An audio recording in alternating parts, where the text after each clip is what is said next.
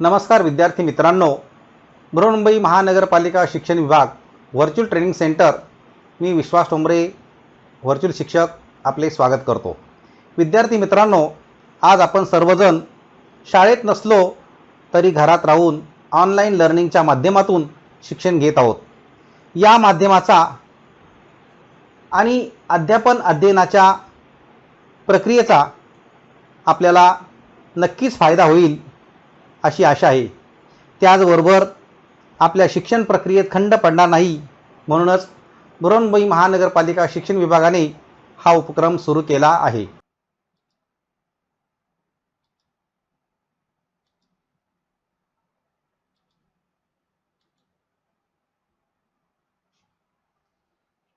आज आपण इयत्ता 9वी मला आपला विषय आहे भूगोल। यामध्ये आपण जो काही पाठ अभ्यासणार आहोत त्यामध्ये प्रकरण नंबर 6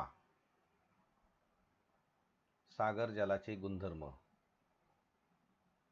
मागच्या तासिकेला सुद्धा म्हणजे मागच्या एक पहिल्या घटकामध्ये आपण सागर जलाचे गुणधर्म हा घटक अभ्यासलेला आहे। तो पार्ट 1 होता, भाग 1 होता। आता आज आपण सागर जलाचे गुणधर्म याचा दुसरा भाग अभ्यासत आहोत। आता यामध्ये आपल्याला माहिती आहे की सागर म्हणजे समुद्र हा अथांग आहे आणि त्याचा पाण्याचा जो काही साठा आहे तो सुद्धा मोठ्या प्रमाणात आहे। आपण पृथ्वीचं भूपृष्ठीय भाग पाहिलेला आहे। त्या पृथ्वीच्या भूपृष्ठीय भागामध्ये पाणी हे तुलनेने जास्त आहे, हे आपणास माहीत आहेच। मग आता इथे हे जे सागर जल आहे हा पहिल्या भागातला एक भाग होता की एवढा मोठा महासागर आहे आणि तरीसुद्धा हे समुद्राचं पाणी खारट आहे, हाही प्रश्न आपल्याला आहेच। कारण भूपृष्ठावर जे काही क्षार आहेत ते क्षार खरं म्हणजे या पाण्यामध्ये विरघळत असतात आणि ज्या नद्या असतात आपल्या त्या नद्यांच्याद्वारे ते पाणी जेव्हा सागराला जाऊन मिळतं त्याचं त्या ठिकाणी संचयन होतं, त्यामुळे हे सागराचं पाणी म्हणजे खारट असतं। हा संपूर्ण आपला जगाचा नकाशा आहे। या ठिकाणी देश आणि त्या देशाच्या भोवती हे समुद्र दाखवले गेले, सागर दाखवले गेले। तर या जगाच्या नकाशामध्ये सर्वात मोठा जलसाठा कोणत्या ठिकाणी असेल तर तो पॅसिफिक महासागर या ठिकाणी आहे, हेही आपण पाहिले। मग आता इथे आपण पहिल्या भागावरून आता दुसऱ्या भागाकडे जात असताना इकडे काही जसं समुद्रात सागराचं पाणी खारट का असतं त्या संदर्भामध्ये आता हा एक प्रयोग आहे। आता या प्रयोगामध्ये काय दाखवलेलं आहे की एक मोठं म्हणजे एक उभट भांडं आहे आणि त्या भांड्यामध्ये 1.5 लिटर पाणी घ्यायचं आहे। आता त्याचबरोबर त्या भांड्यात 1.5 लिटर पाणी घेतले आणि त्याच्यामध्ये 100 ग्रॅम हे काय केले, मीठ टाकलेलं आहे आणि हे मीठ टाकून ढवळलेलं आहे।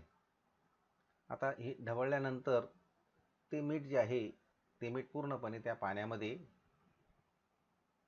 मिक्स होणार आहे, हे आपल्याला माहिती आहे।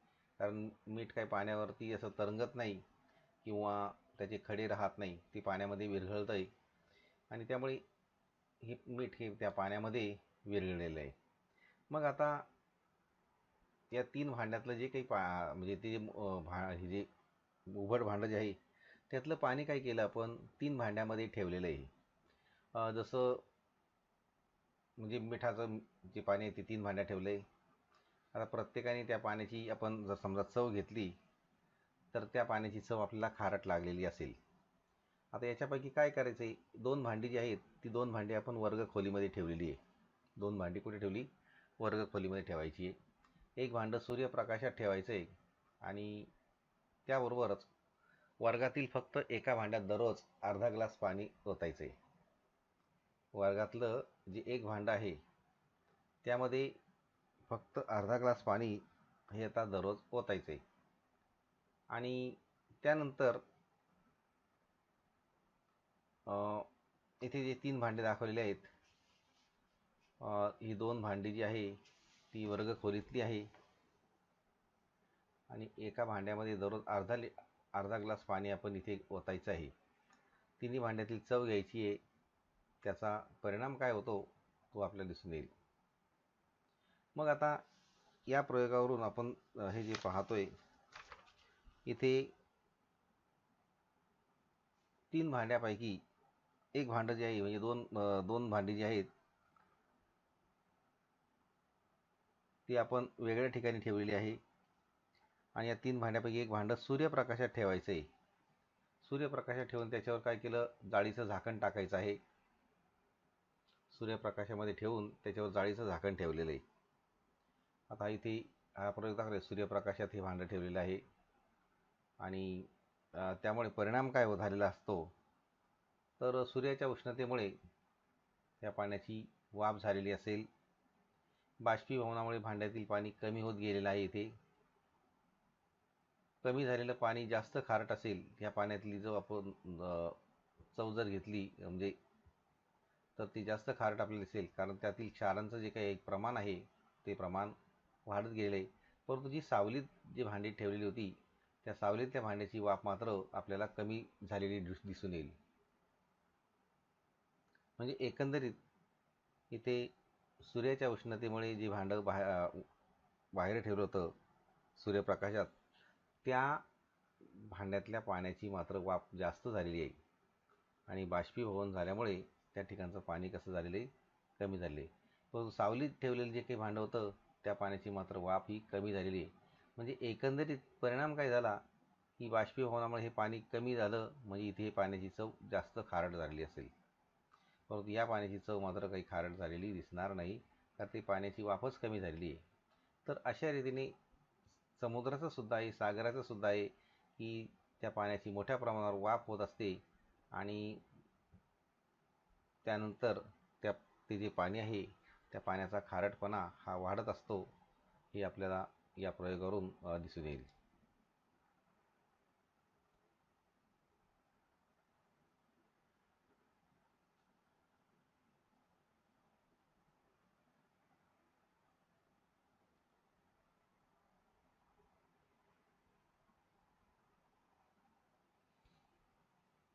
म्हणजे एकंदरीत आपल्याला त्याचं स्पष्टीकरण काय करता येईल की सूर्याच्या उष्णतेमुळे पाण्याचे बाष्पीभवन जलद गतीने होते आणि बाष्पीभवनामुळे पाण्याची वाफ होऊन पाणी कमी होते, परंतु क्षार तेवढेच राहतात. त्यामुळे उरलेल्या पाण्यात क्षारांचे प्रमाण वाढते, म्हणजेच पाण्याचा खारटपणा वाढतो. बाष्पीभवन जास्त आणि गोड्या पाण्याचा पुरवठा कमी असणाऱ्या भागात सागर जलाची क्षारता कशी असते, जास्त. पाण्याच्या बाष्पीभवनाचे प्रमाण कमी आणि गोड्या पाण्याचा पुरवठा जास्त प्रमाणात असणाऱ्या भागात सागर जलाची क्षारता कमी असते.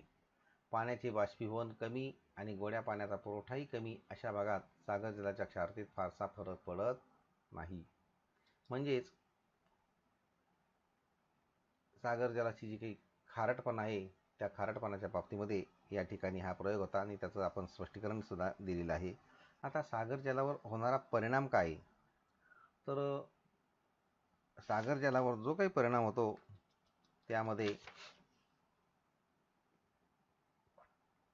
म्हणजे पृष्ठीय तापमान जे आहे, या पृष्ठीय तापमानामध्ये जसं चक्रीवादळे असतात, पर्जन्यमान, सागरी लाटा, प्रवाह क्षारता, प्रदूषण, अभिसरण प्रवाह, ऋतू, ह्या सर्वांचा परिणाम त्यावर होत असतो पृष्ठीय तापमानावर. आणि सागरी प्रवाहाचा सुद्धा सागर जलाच्या तापमानावर परिणाम होत असतो.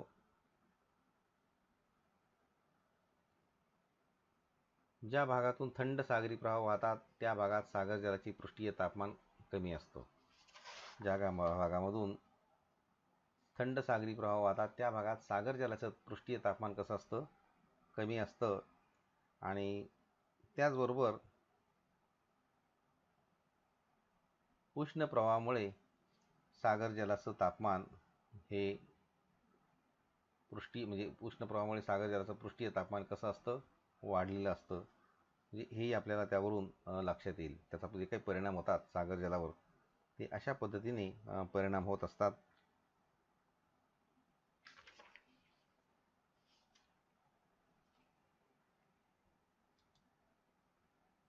आता इकडे एक सागर जलाची घनता.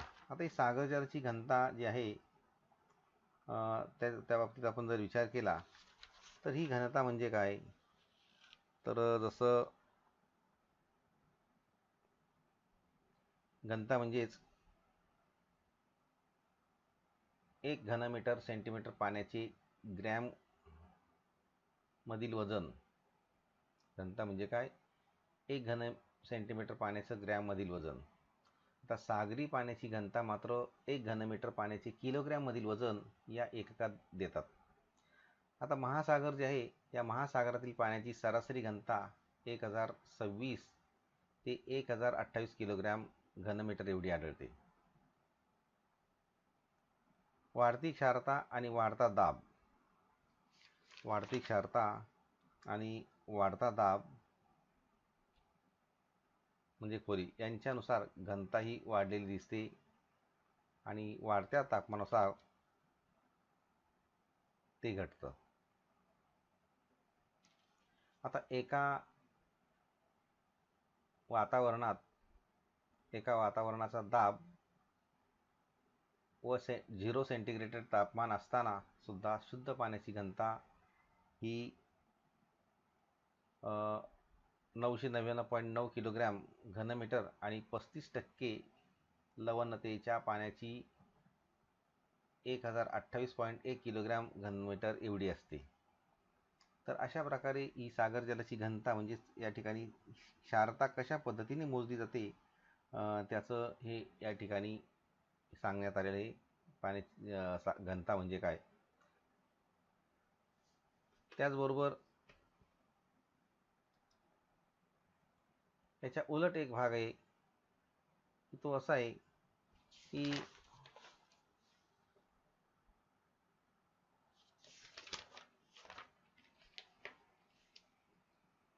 0 डिग्री सेंटीग्रेड तापमान आणि 35% लवणतेच्या पाण्याची घनता पृष्ठभागी 1028.1 किलोग्रॅम घनमीटर आणि 10,000 मीटर खोलीवर म्हणजे 1071 किलोग्रॅम घनमीटर असते. आता 35% लवणता व एक वातावरण दाबाला असलेल्या पाण्याची घनता 20 डिग्री सेंटीग्रेडला 1028.8 किलोग्रॅम घनमीटर आणि 30 सेंटीमीटरला 1021.75 घनमीटर किलो घनमीटर एवढी असते. म्हणजे अशा प्रकारे या ठिकाणी घनता आणि तापमान यांचा एक घनिष्ठ संबंध आहे आणि त्यामुळे सागरी पाण्याच्या घनतेची वाटणी ही त्याच्या तापमानाच्या वाटणीची निदर्शक असते. तर ही जी घनता आहे ही सागरी पाण्याची घनता, त्यामध्ये लवणता हा एक भाग आलेला आहे आणि वातावरण आणि वातावरणात असलेला दाब हा त्या ठिकाणी महत्त्वाचा मानला गेलेला आहे. आता क्षारता ज्या म्हटली गेली, या क्षारतेच्या संदर्भामध्ये जर पाहिलं आपण तर पृथ्वीवरील सागराची सर्व जे काही क्षार आहे हे एकत्र केले तर त्याचं वजन 120 दशलक्ष टन होईल आणि पृथ्वीवर पसरले हे सगळं पृथ्वीवर पसरलं तर त्याचा 150 मीटर जाडीचा थर होईल. म्हणजे साधारणपणे 4 मजली उंच इमारत असू शकते, अशा प्रकारची ही क्षारता आहे. आता ही जी क्षारता आहे यामध्ये आपल्याला क्षारता म्हणजे सॅलिनिटी, पाण्यातील क्षाराचं प्रमाण. आता सागरी जलातील क्षाराचं प्रमाण दर हजारी अशा स्वरूपामध्ये सांगितलं जातं की जे सर्वसाधारणतः सागरी जलाचं क्षारता प्रमाण 35% एवढं आहे. म्हणजेच 1000 ग्रॅम पाण्यामध्ये 35 ग्रॅम क्षाराचं प्रमाण असतं. अशा प्रकारची क्षारता मोजू शकता.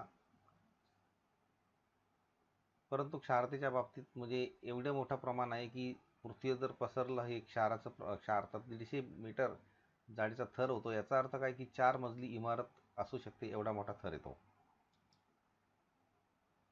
मग आता एक आपण या ठिकाणी एक लक्षात ठेवायची की क्षारता कशी मोजली जाते सागराची क्षारता. तर सागराच्या 1000 वजनी भाग पाण्यात एकंदर सर्व क्षाराचं मिळून जितके वजनी भाग प्रमाण असते त्याला सागर जलाची क्षारता असं म्हटलं जातं. त्याचं उदाहरण सांगितलं गेलं की सागर जलाच्या 1000 ग्रॅम म्हणजे 1 किलो पाण्यात विरघळलेल्या क्षाराचे प्रमाण 40 ग्रॅम असेल तर त्या पाण्याची क्षारता दर हजारी 40 अशी सांगितली जाते, म्हणजे 40% हजारी. सागर जलाची क्षारता मोजण्यासाठी हायड्रोमीटर, रिफ्रॅक्टोमीटर आणि सॅलिनोमीटर या उपकरणांचा वापर केला जातो. सागर जलाची क्षारता कशा पद्धतीने मोजली जाते त्याचं इथे सांगितलं गेलं की 1000 म्हणजे 1000 वजनी भाग जो असतो यामध्ये किती क्षार विरघळलेले आहेत त्यावरून ती सागर जलाची क्षारता मोजली जाते. जसं 1000 ग्रॅम म्हणजे एक किलो म्हणजे 1 लिटर पाण्यामध्ये जसं 40 ग्रॅम पाणी असेल तर त्या पाण्याची क्षारता ती दर हजारी 40% अशी सांगितली जाते. म्हणजे 1 किलोग्रॅम पाणी बरोबर 40 अशा पद्धतीने सागर जलाची क्षारता मोजली जाते. आता इकडे एक नकाशाचं निरीक्षण करून खालील प्रश्नांची उत्तरे लिहा. आणि ही जी आकृती आहे ती सागर जलक्षमतेची आकृती दाखवली जाणार आहे. त्याच्यामध्ये काही विचारलंय की कर्कवृत्त व मकरवृत्ताच्या आसपास क्षारता किती आहे, सर्वात कमी क्षारता कोणत्या प्रदेशात आहे, कोणत्या महासागरात 37% पेक्षा जास्त क्षारता आढळते आणि जागतिक स्तरावर क्षारतेत फरक पडण्याचं कारण काय असावं याबद्दल चर्चा करायला सांगितलेली आहे. तर या ठिकाणी आपण ही आता आकृती पाहू शकतो. या आकृतीमध्ये ही जी आकृती आहे ती सागर जल क्षमतेची आकृती दाखवली गेलेली आहे आणि टक्केवारीमध्ये हे जे अंक दाखवले जात आहेत या ठिकाणी हे 35, 36, 37 हे टक्केवारीचे अंक आहे क्षारतेचे. आता इथे कर्कवृत्त आणि मकरवृत्तच्या आसपास क्षारता किती आहे. आता कर्कवृत्त आणि मकरवृत्त जे आहेत याच्या आसपासची जी काही क्षारता आहे त्या क्षारतेचं जे काही प्रमाण आहे ते 36% एवढं आहे. या इथे 36चा आकडा जो आहे तर अशा पद्धतीने जे काही कर्कवृत्त आणि मकरवृत्त जे दाखवतात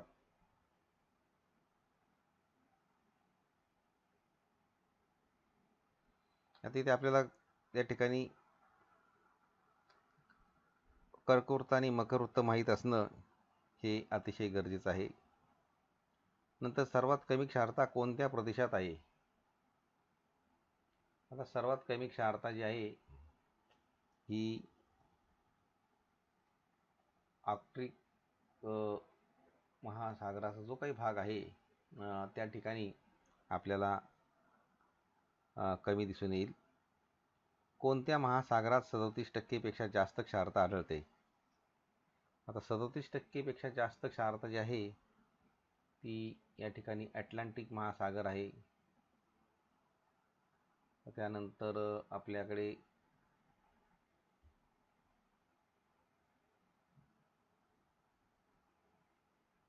म्हणजे 37च आकडा इथे जास्त दाखवला जातोय जास्तीत जास्त या नकाशामध्ये.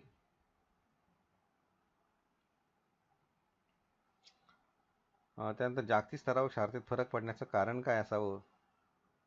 तर जागतिक स्तरावर फरक पडण्याचं जे काही कारण आहे त्या कारणाचा जर आपण विचार केला तर त्यातले 2 मुद्दे आपल्या लक्षात येतील. तापमानामध्ये जो काही फरक पडतो तो एक भाग आहे. त्यानंतर दुसरा भाग जो आहे त्याचा की नदी जी आहे नदी पात्रातलं म्हणजे नदीचं जे काही पाणी आहे हे नदीचं पाणी ज्यावेळेला सागरामध्ये येतं त्याचाही फरक पडतो. म्हणजे एकंदरीत अक्षवृत्तानुसार तापमानात पडणारा फरक आणि बाष्पीभवनाचे कमी जास्त प्रमाण, त्याचबरोबर नद्याद्वारे होणारा गोड्या पाण्याचा पुरवठा आणि समुद्राचं खुले किंवा भूवेष्टित स्वरूप, या सर्व कारणांमुळे जागतिक स्तरावर क्षारतेमध्ये फरक पडलेला दिसून येतो.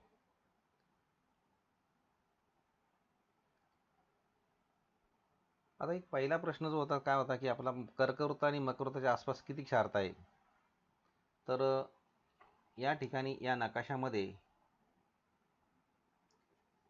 आता आपला जसं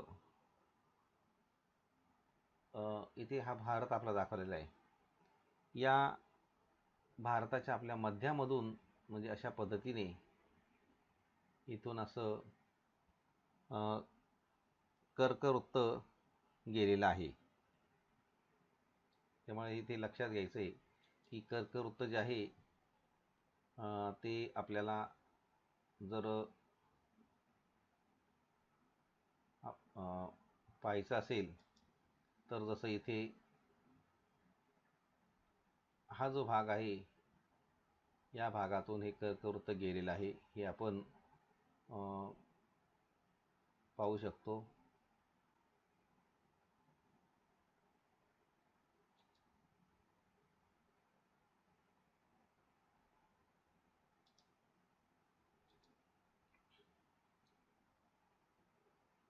तर इथे पॉइंटर, आपण पॉइंटरचाच वापर करूया. जसं एक पेनचा पॉइंटर मी घेतोय. आता या भागातून इथे असं कर्कवृत्त गेलेलं आहे. म्हणजे ते साधारणपणे कर्कवृत्त जे आहे ते आपल्याला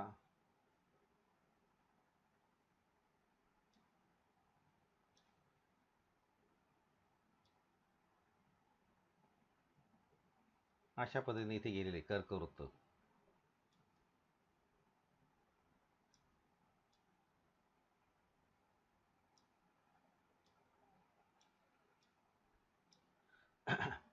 आता हे जे कर्कवृत्त आहे हे कर्कवृत्त आणि दुसरा एक भाग आहे मकरवृत्त. आता हे जे मकरवृत्त जे आहे ते जर आपण पाहिलं कुठून गेलेलं आहे मकरवृत्त सुद्धा, तर मकरवृत्ताचा भाग इथून असं या भागातून मकरवृत्त गेलेला आहे. म्हणजे विषुववृत्ताच्या खालच्या भागातून असं इथून असं हे मकरवृत्त गेलेले आहे.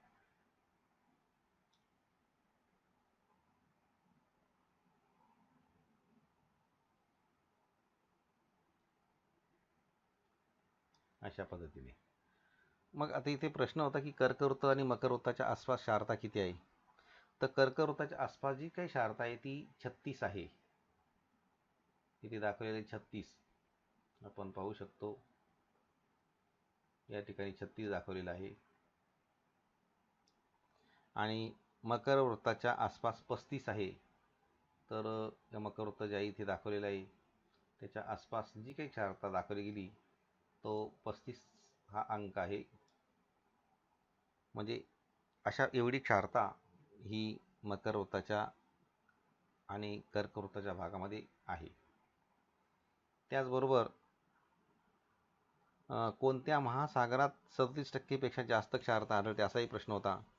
तर अटलांटिक महासागर तुम्हाला सांगितलेला आहे की हा अटलांटिक महासागर जो आहे या अटलांटिक महासागराच्या भागामध्ये म्हणजे इथे 37% अंक हा दाखवला गेला आहे की 37% पेक्षा जास्त क्षारता इथे आपल्याला दिसून येते. तर अशा पद्धतीने हे प्रश्न या सागर जल क्षारतेच्या संदर्भामध्ये आपल्याला देण्यामध्ये आलेले होते. आता याचं काही एक स्पष्टीकरण असं आहे की जसं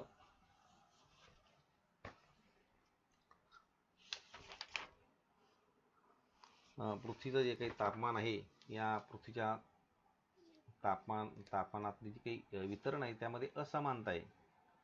त्याचबरोबर गोड्या पाण्याचा पुरवठा आणि त्यातील असमानता ह्या ज्या बाबी असतात या बाबी सागर जलाच्या क्षारतेवर परिणाम करतात. आणि उष्ण कटिबंधात तापमान जास्त असतं त्या ठिकाणी बाष्पीभवनाचा वेगही जास्त असतो. त्यामुळे सागर जलाची क्षारता त्या ठिकाणी जास्त असते. म्हणजे बघा काय सांगितलं की पृथ्वीचं तापमान हे जे काही वितरण आहे त्यातली असमानता आहे, आणि गोड्या पाण्याचा पुरवठा नंतर त्यातील असमानता म्हणजे गोड्या पाण्याचा पुरवठा कमी जास्त झालेला आहे, आणि त्यामुळे हे जे भाग आहेत, हे जे घटक आहेत, ही सागर जलाच्या क्षारतेवर परिणाम करतात. विशेष म्हणजे उष्ण कटिबंधात तापमान कसं असतं, जास्त असतं, त्या ठिकाणी बाष्पीभवनाचा वेगही जास्त असतो, आणि त्यामुळे सागर जलाची क्षारता जास्त असते. नंतर विषुववृत्तापासून साधारणपणे 5 अंश उत्तर आणि 5 अंश दक्षिण अक्षवृत्ताच्या दरम्यान म्हणजे शांत पट्ट्यात आकाश जास्त काळ ढगाळ असतं. रोज त्या ठिकाणी आरोह प्रकारचा पाऊससुद्धा पडत असतो. आणखी काय सांगितलं की उष्ण कटिबंधातील कांगो आणि अमेझॉन सारख्या मोठ्या नद्या या महासागराला मिळतात, त्यामुळे गोड्या पाण्याचा पुरवठा त्या ठिकाणी जास्त होत असतो. परंतु अधिक तापमानामुळे बाष्पीभवनाचा वेग जास्त असतो. परिणामी या प्रदेशात क्षारतेचं प्रमाण हे कसं असतं, मध्यम असतं. मग आता इथे म्हणजे एकंदरीत या सागर जलाची जी काही क्षारता आहे ती कमी जास्त का असते, ही त्याची कारणं आहेत. की जसं मध्य अक्षवृत्त आहे, या मध्य अक्षवृत्तीय पट्ट्यात 25% ते 35% म्हणजे 25 अंश ते 35 अंश उत्तर आणि दक्षिण हा जो या भागामध्ये पर्जन्यमान कमी असतं, आणि नद्यातून येणारा गोड्या पाण्याचा पुरवठा हा कसा असतो, कमी असतो. आता या पट्ट्यामध्ये वाळवंटी प्रदेश आहे, त्यामुळे तेथील सागर जलाच्या क्षारतेमध्ये वाढ झालेली आढळून येते आपल्याला. नंतर समशीतोष्ण कटिबंध जो आहे त्या ठिकाणी सूर्याची किरणं कशी पडतात, तिरपी पडतात, त्यामुळे त्या ठिकाणचं तापमान कमी असतं, आणि बर्फ जेव्हा वितळतं त्यावेळेला सागर जलाची क्षारता कमी होत असते, कारण त्या ठिकाणी गोड्या पाण्याचा पुरवठा होत असतो, आणि म्हणून या समशीतोष्ण कटिबंधात वाढत्या अक्षांशानुसार सागर जल क्षारता ही आपल्याला कमी होत जाताना दिसते. नंतर ध्रुवीय प्रदेश जे आहे या ध्रुवाकडे म्हणजे तापमान खूप कमी असतं, जसं उत्तर ध्रुव, दक्षिण ध्रुव या भागामध्ये. त्या ध्रुवीय प्रदेशात बाष्पीभवनाचा वेगसुद्धा कमी असतो, आणि त्यामुळे त्या ठिकाणी ही जी सागर जलाची क्षारता ही आपल्याला कमी आढळून येते.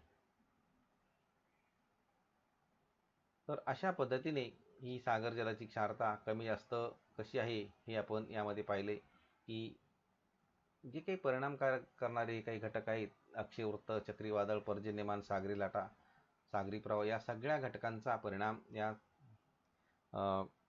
सागर जलाच्या क्षारतेवर होत असतो.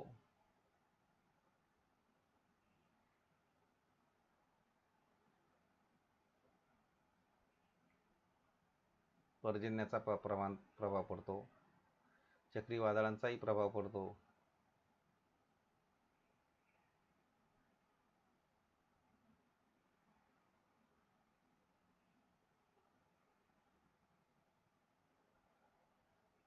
म्हणजेच एकंदरीत ज्या भागातून थंड सागरी प्रवाह वाहतात त्या भागात सागर जलाचे पृष्ठीय तापमान हे कमी असतं, तर उष्ण प्रवाहामुळे सागर जलाचं तापमान हे वाढतं, हे आपल्याला या ठिकाणी सांगता येईल.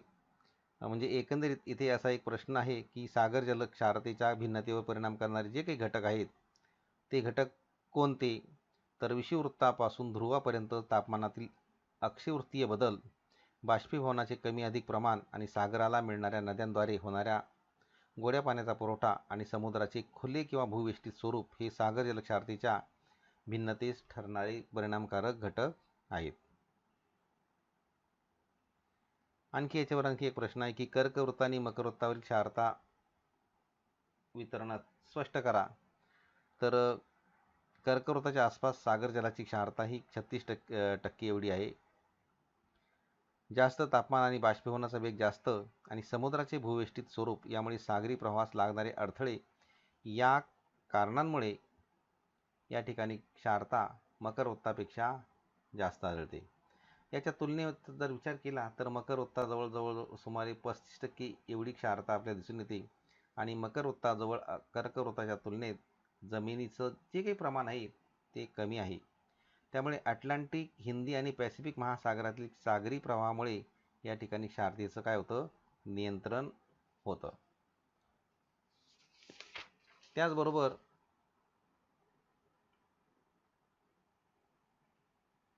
जसं आणखी एक भाग होता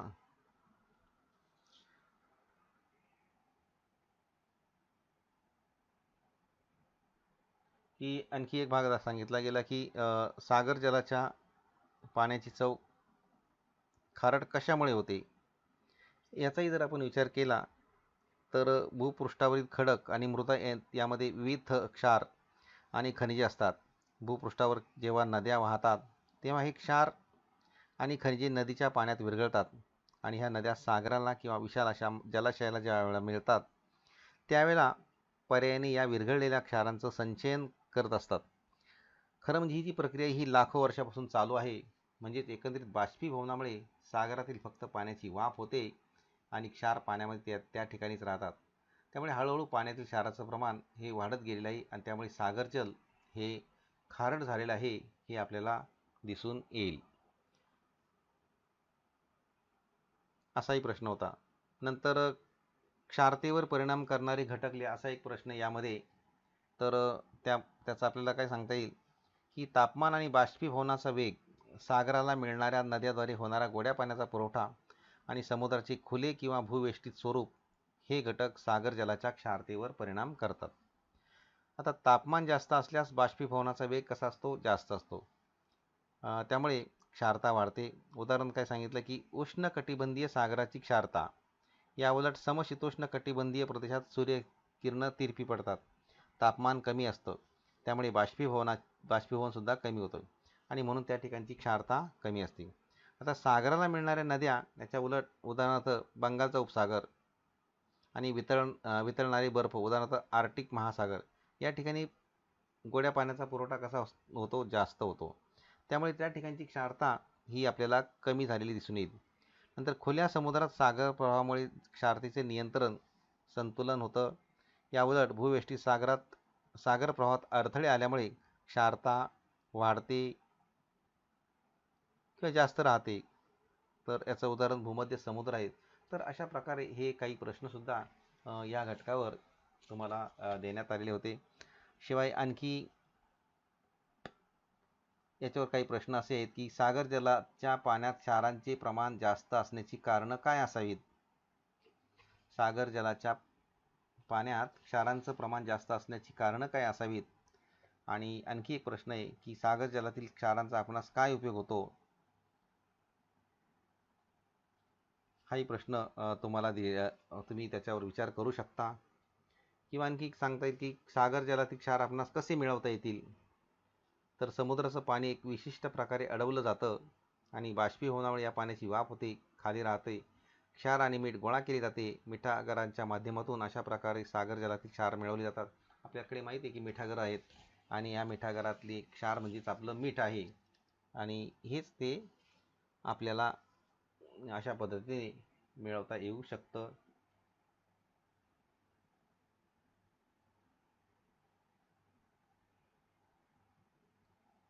सागरी प्रवाहाचा सागर जलाच्या तापमानावर काय परिणाम होतो याचं तुम्हाला मी स्पष्टीकरण करून सांगितलेलं आहे.